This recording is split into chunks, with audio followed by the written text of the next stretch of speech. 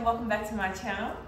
My name is Shawnee, this is Venus, and if you are new here, before you even go anywhere, before you do anything, make sure you hit subscribe and turn those post notifications on if that's still a thing.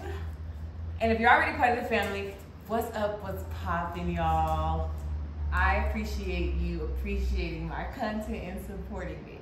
Wow. So today in this video, we're gonna get into, can you move like over there?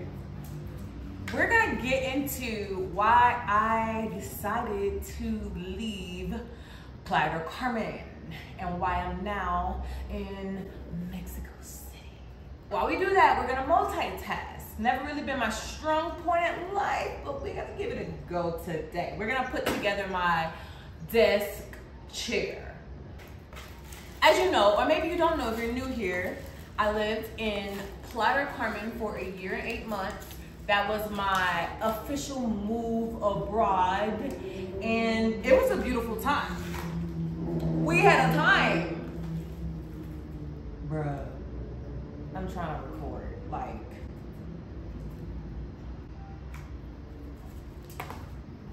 We had a time in Playa Del Carmen, I cannot lie. It was a life-changing place for me. I moved to Playa del Carmen from Los Angeles, California, during the panoramic. It was just hysteria. It was mass hysteria in the United States of ghetto. And I had to get out, like Jordan Peele. So that's what I did, right? At the time, I didn't have no damn job. I was only getting unemployment, and I had a little bit of money in savings, and I was like, I'm taking me and my low bank account to Mexico. And that's what I did. So I arrived in Playa del Carmen, excited for, wait, I need scissors or a knife or something. Hold on.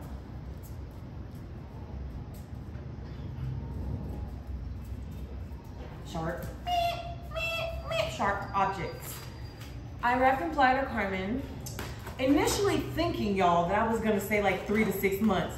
And I initially thought this because I never had plans to move abroad. Like, that was never in my plans. That was never a goal of mine. I wasn't dissatisfied with my life in LA at all, to be honest. I mean, I was tired of working because I was working like day in and day out because I had 2 jobs. But I was gonna go back. One of the main reasons I was gonna go back was because I was part of this podcast, the Bald Head Host Show. Shout out to Blair, shout out to King. And you know, I was the reason the podcast had to go on hold because I wanted to come live my life abroad, right? So I was like, oh, I'm gonna go back to LA because I love my podcast, I love those girls, I wanna, you know, finish our podcast. We were just picking up traction. Child, I never went back. The podcast never restarted up. And now I'm in Mexico City. So I was in Playa del Carmen for a year and 8 months. And these are the reasons why I left. Let's get into it. Okay, so we have all our parts outside of the packaging, and it's now time to put it together. We got our directions and our handy dandy IKEA tool set. Let's get it. The first reason why I decided to leave Playa del Carmen is because my spirit said so. I think a lot of times we have unhealthy attachments to people and places and things because they're sentimental, right? It's like, oh no, I've been your friend for forever. Oh no, my family lived here. Oh no, my ex whatever gave me this. But if something is no longer serving you, why are we holding on to it? So I moved to Playa del Carmen in a very broken place. I was so confused. I think the whole world was confused when I was confused because we were going through the panoramic. And I just needed to get out. So I came there with no expectations, and it fulfilled me in more ways than one. I am actually so proud of the woman I became in Playa del Carmen. I did not know I would grow and that I would evolve so much. And I also didn't know I was gonna be there for so long. So it was all one big surprise. But after a while, my spirit was like, I think it's time to go. And I really try my best to listen to that inner voice. And the inner voice told me to leave. So I realized it was time to go because I was finding myself being bored so much. I wasn't going out as much. I didn't have that thrill, that zest for life that I had when I initially got there. I didn't really care to make friends anymore. Like, I was pretty much a couch potato. I walk my dog, go to the gym, and I come back home and I'm chilling by myself. So I was like, yeah, I don't see any more growth here because I don't care anymore. And so I listened to it and I got on looking for somewhere else to go. Next, I am a very whimsical woman. I like to consider myself a leaf. And if you think about a leaf, if a gust of wind comes, that leaf is gonna blow. So my inner voice is usually that gust of wind. So she came blowing and I flew, period. The second reason would be because the weather. I've always thought of myself as a beach girl, but I've also never lived in the Caribbean. And that heat is nothing to play with. You walk outside and in 3 minutes you are drenched, clothes are sticking to me, and I was over it. I've always thought of myself as a beach girl, but I found out I am not. What I am though is someone that likes to be by water, right? And I think that that body of water doesn't necessarily have to be a beach. Being around water is very soothing to my soul. I feel at peace. I feel very calm when I'm around water. It reminds me to slow down and enjoy the little things in life. But the beach, I had an epiphany. I don't like sand. Sand gets in every crevice of your body, and no matter how much you rinse it off, it's still there. Therefore, you're tracking it into your home, and now you gotta sweep, potentially mop, and it was just too much. So it made me realize, I'm not a beach girl. I just like being outside in underwear that we call a bikini, or maybe naked, feeling the sun on my beautiful brown skin, and frolicking in the water here and there. So that was a hard, realization I had to come to, but yeah, I wasn't going to the beach nearly as much as I thought I would. Maybe in a month, once or twice. So I was like, you know what? This is much easier to leave now that I've realized that I am not who I thought I was. Number 4, dating. Y'all, I am a single woman, a beautiful single woman, might I add. And because Playa is a small beach town, the options for who you can date are extremely low, very low. The men have the advantage. There's way more women in Playa than men, so they have the pick. They got the pick of the litter. But as women, it's like the few good men there have been ran through. It's community peen at that point, or the ones that are good are taken. And so the few that are left to date, it's like, for me and my personal experience, it was just not it. So I feel like if you live in Playa, you have to be okay with knowing that you potentially will not meet anybody you can connect with on a deeper level.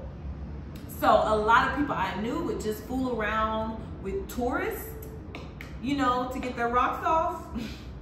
But that's just not my style. I'm not in that phase of life. Like, I really want to connect with someone. And so screwing a tourist for fun did not interest me. As a woman who wants a child one day, I didn't see that happening in Playa Del Carmen. So, yeah. I had to boogie bounce, baby, okay? Number 5, I was tired of being scammed. I was so tired of being scammed, y'all, because I am an American who speaks trash Spanish, like bare minimum Spanish, and I could never go into like a local shop without feeling like they quoted me a higher price or something, right? I didn't worry if I went to Walmart or Chedraui or Soriana, which are like grocery stores. But if you're going anywhere else, it's like you always gotta double check. I always had this feeling, and usually it was right. And I'm not saying everybody did it, but a lot of the local vendors, they're quote Americans and foreigners higher prices because they just want to profit more off of us. and our money obviously goes further. And I just hated that feeling of always feeling like I'm getting scammed. For example, I used to go to this salon to get my gel nails done. And I was really satisfied. The girl did amazing work. But on like the 4th time, when I went to go pay, he quoted me like 900 pesos for my gel nails. And I was like, I don't think I ever paid that much before.